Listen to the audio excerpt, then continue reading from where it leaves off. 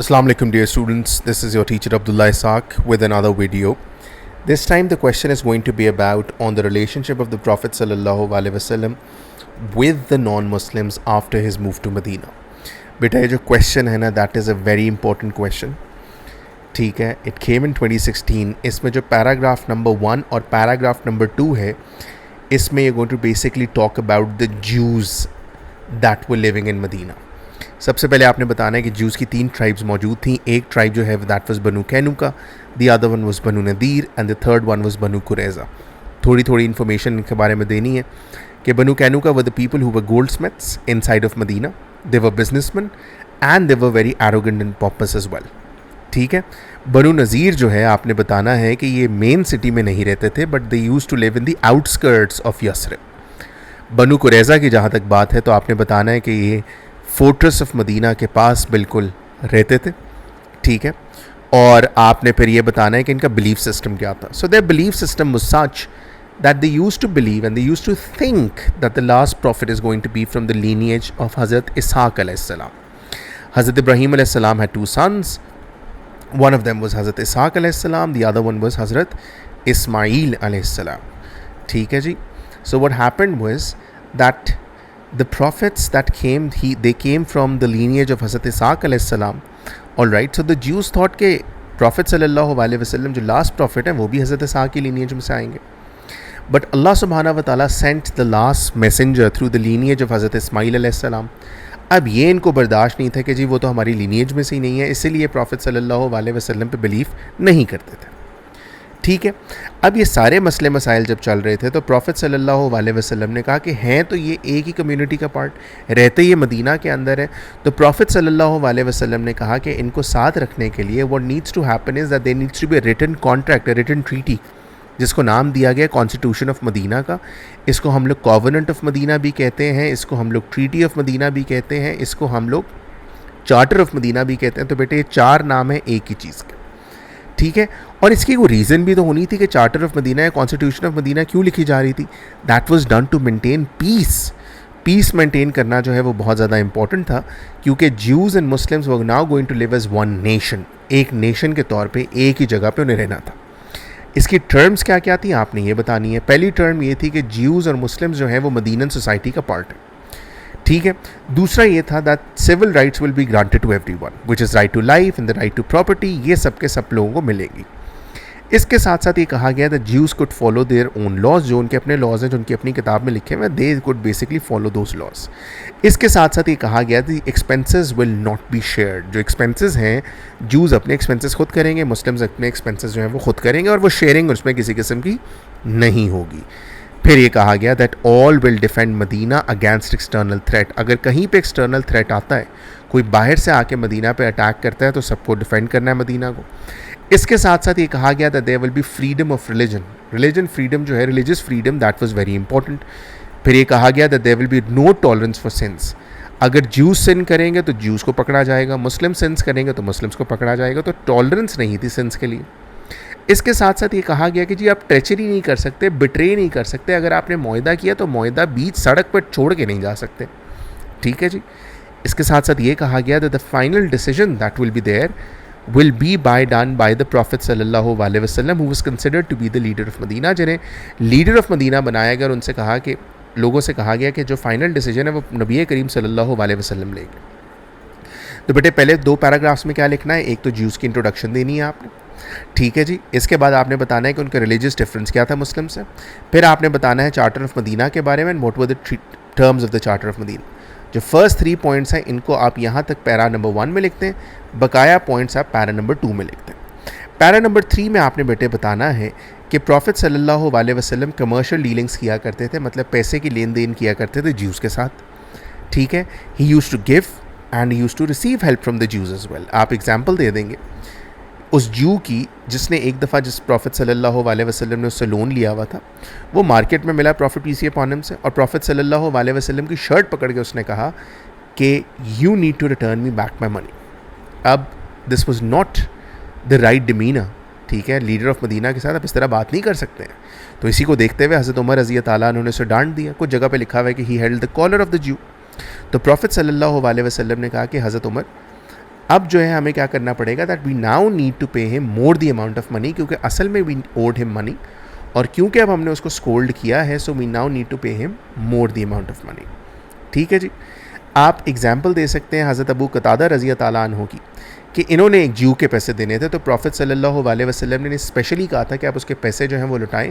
دا prophet صلی اللہ علیہ وسلم بیکیم دا جج ان دیٹ کیس. یہ آپشنل ہے, if you want to write you can. تو پیرا نمبر 3 بیٹے کمرشل ڈیلنگس کے اوپر آ جائے گا. پھر آ جائیں پیرا نمبر 4 پہ. اس پہ آپ نے بتانا ہے کہ جوز کی ایکسپلشن جو ہے وہ کیسے کی پروفٹ پیس اپون ہم نے. تو آپ نے بتانا ہے کہ in 2AH Banu Qaynuqa was basically kicked out of Medina. Story آپ نے پوری بتانی ہے کہ دیر واز اے جوش گولڈ اسمتھ, اس نے ایک مسلم عورت کو انسلٹ کیا, ٹھیک ہے, اور ہراسمنٹ کا کیس ہوا اس جوش گولڈ اسمتھ کے اوپر. اس کو دیکھا ایک مسلم مرد نے, اس نے آ کے ڈیفینڈ کیا اس عورت کو, اور اسی سلسلے میں کہا جاتا ہے دیٹ ہی کلڈ دا جوش گولڈ اسمتھ. ٹھیک ہے. جب اس نے مسلم مین نے ڈیفینڈ کیا اس عورت کو اور مار دیا اس جوش گولڈ اسمتھ کو, تو کہا یہ جاتا ہے کہ باقی جوز نے جمع ہو کے اس مسلم مین کو مار دیا. اب فیصلہ جو ہے وہ اس ساری چیز کا کرنا کس نے تھا؟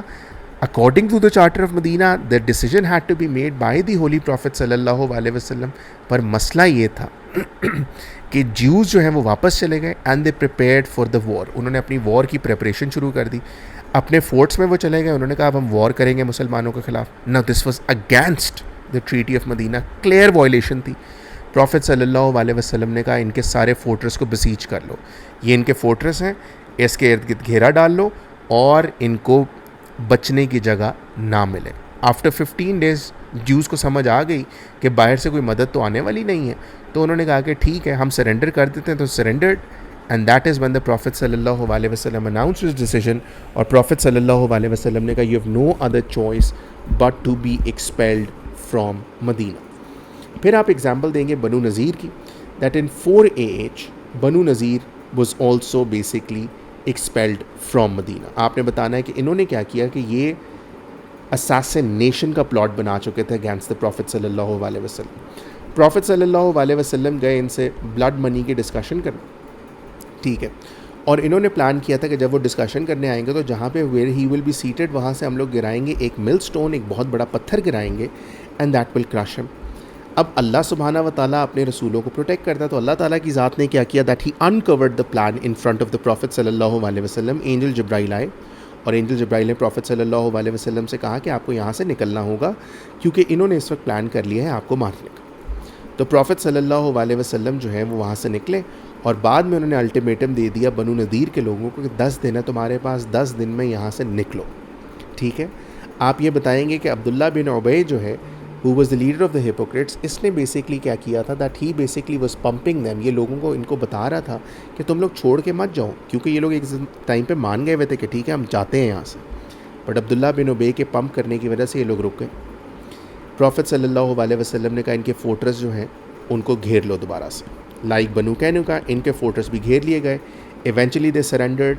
پروفٹ صلی اللہ علیہ وسلم نے ان کے ساتھ تھوڑا سا ڈفرینٹ ٹریٹمنٹ کیا اور ان سے کہا that they are allowed to leave with the portable goods. ٹھیک ہے. 600 کیملز پہ اپنا سارا سامان انہوں نے ڈالا اور اس کے بعد وہ یہاں سے نکل گئے, لیکن ان کو اپنے ویپنس لے کے جانے کی اجازت نہیں تھی, اور بعد میں یہ ویپنس جو ہیں they were basically distributed amongst the Muslims. All right. Para number 5 میں آپ نے بتانا ہے کہ بنو قریظہ جو ہے دے ڈڈ ٹریچری ود دا پروفٹ صلی اللہ علیہ وسلم ان دا بیٹل آف ٹرینچ.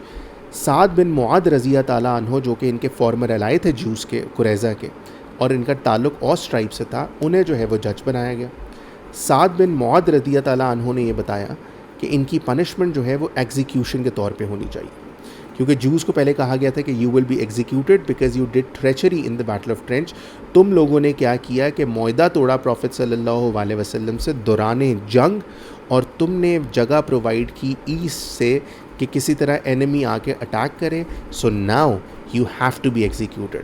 انہوں نے کہا جی بڑی ہارش پنشمنٹ ہے. پروفٹ صلی اللہ علیہ وسلم نے کہا سعد بن معاذ آپ بتائیں کہ کیا ہونا چاہیے. تو انہوں نے کہا کہ جی آپ نے بالکل صحیح کہا ہے that they should be punished by execution as per the laws of the Jews. ان کے لاز میں بھی یہ لکھا ہوا تھا کہ ٹریچری کی پنشمنٹ جو ہے وہ ایگزیکیوشن ہے.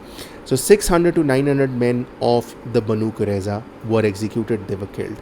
تو بیٹے پیرا نمبر 4 میں پہلے بتانا ہے بنو کینوکا کی ایکسپلشن کے بارے میں, ساتھ ہی بنو نذیر کی ایکسپلشن کے بارے میں بتانا ہے, اور ٹریچری کی سزا جو ہے وہ کیا ملی بنو قریظہ کو, اس کی پیرا نمبر 5 میں آپ نے بتانا ہے. پیرا نمبر 6 میں آپ لوگ یہ بتائیں گے کہ کرسچنز آف نجران جو تھے یہ بیسکلی 9 AH میں پروفٹ صلی اللہ علیہ وسلم نے لیٹر بھیجا کہ اسلام ایکسیپٹ کیجیے. انہوں نے 63 سے 70 مین کا ڈیلیگیشن بھیجا پروفٹ صلی اللہ علیہ وسلم کے پاس مدینہ کے اندر, اور یہ آ کے پروفٹ صلی اللہ علیہ وسلم سے ملے, اور انہیں جب اسلام کی طرف بلایا گیا تو انہوں نے کچھ کنسرن شو کیے, تو ایونچولی ان کے ساتھ ایک پیس ٹریٹی جو ہے وہ سائن کر لی گئی.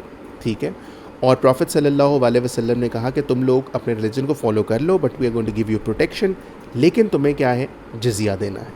کہا یہ جاتا ہے کہ اس میٹنگ کے دوران دے ور allowed to pray in the mosque of the holy prophet صلی اللہ علیہ وسلم.